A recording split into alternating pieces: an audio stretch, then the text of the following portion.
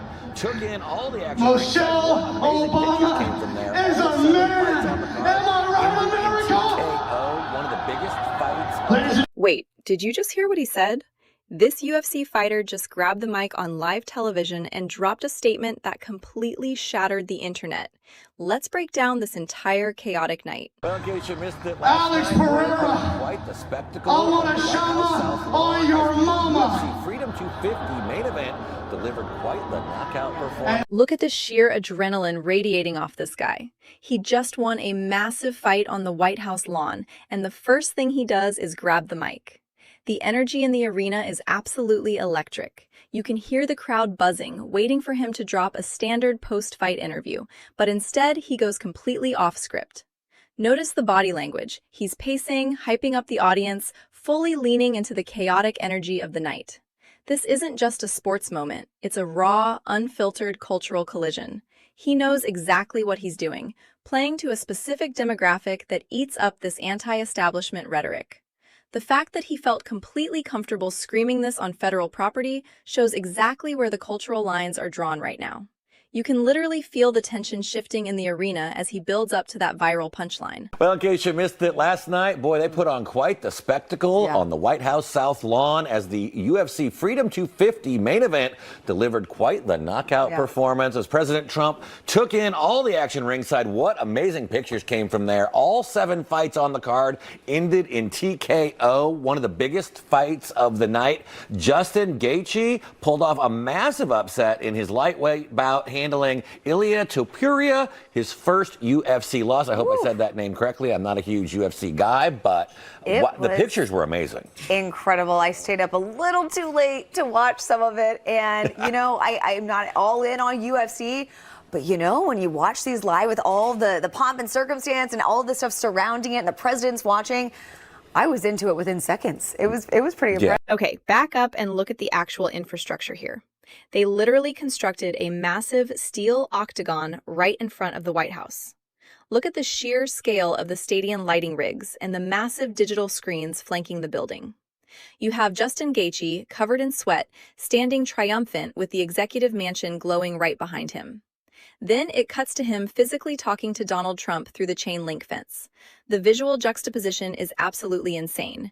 You're seeing the brutal, bloody reality of combat sports clashing directly with the pristine, formal architecture of the presidency.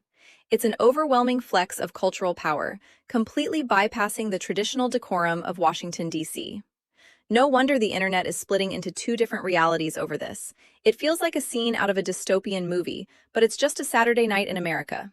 The optics here are carefully engineered to project dominance. I don't care if you're a Democrat or a Republican. I don't care if you're right or left. I don't care about any of that shit.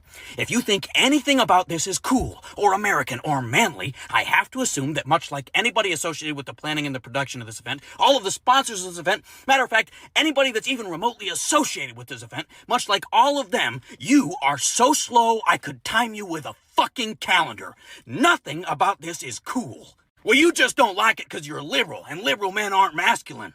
Listen here, shitbag. I lift every day. I've done boxing and jiu-jitsu on and off for years, and I used to watch the UFC pretty religiously until I realized that 90% of the fighters and a good chunk of the fans are racist, rapists, woman beaters, or right-wing shitbags. So then Now compare that massive arena energy to this guy. Look at the absolute vein-popping rage happening inside this car. He is quite literally screaming into his phone about the UFC event, completely unhinged. You don't even need to agree with him to see how deeply this event has triggered a visceral, psychological response. Notice how closely the camera is framed on his face. It creates this incredibly claustrophobic, aggressive vibe. He's trying to attack the masculinity of the fans, but the sheer emotional meltdown he's having completely undercuts his own point.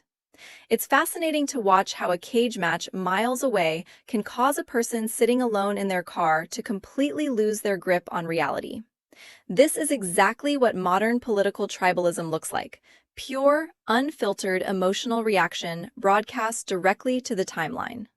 His body language is entirely consumed by frustration. The letter stated, regardless of our political affiliation or whether we engage in politics or not, we all love our country. The phrase, "we all love our country," stuck in my throat. because our country isn't so lovable right now. I hate to say it, but loving our country is starting to sound like an abused spouse saying they love their abuser. I can't love a country that starts stupid and inhumane wars. I can't love a country that sends out masked militias to shoot citizens in the streets, torture our neighbors, and separate families. I can't love a country that's led by a racist, misogynist, xenophobic tyrant. And let me just say it. I can't love the country that's led by Donald Trump. And while the UFC is throwing a massive party at the White House, you have Hollywood elites hosting their own counter-event. Look at Robert De Niro here. He's standing at a podium reading directly from a script, completely disconnected from the raw energy we just saw in the cage. He's literally comparing loving America to being in an abusive relationship. Look at the crowd in the background. It's a seated, quiet, formal theater environment. The contrast couldn't be more jarring. On one side, you have tens of thousands of screaming fans watching fights, and on the other, you have celebrities airing out their grievances in a highly controlled echo chamber setting. Notice his posture. It's rigid, tired, and devoid of any real, spontaneous passion. It perfectly illustrates the massive disconnect between everyday, hyper-energetic sports fans and the Hollywood elite trying to dictate the moral high ground from a stage.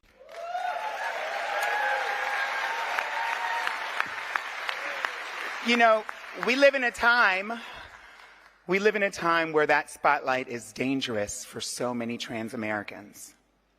Trans children who should be living openly in their truth are intimidated by a government that cares more about censoring their bodies than feeding them. A government more concerned with what school sports they can play than whether or not those very schools are properly funded.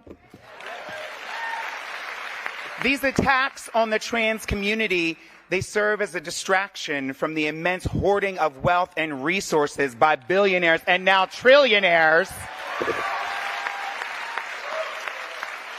A distraction from the failures of this government to protect its people instead of harming them. And these discriminatory attacks on the trans community also distract us from the very lopsided rate of anti-trans violence and murder that way too many trans people have fallen victim to. 11 trans people have been murdered in the past 3 months in this country, and I've not seen a single word about it on the news. Fast forward at that same Hollywood event and look at the intense delivery happening here. The speaker is commanding the room, focusing entirely on social issues and governmental failure. Look at the theatrical lighting and the massive protest signs arranged like set design in the background. It is a highly produced, highly sanitized environment, meticulously designed to look like a grassroots movement.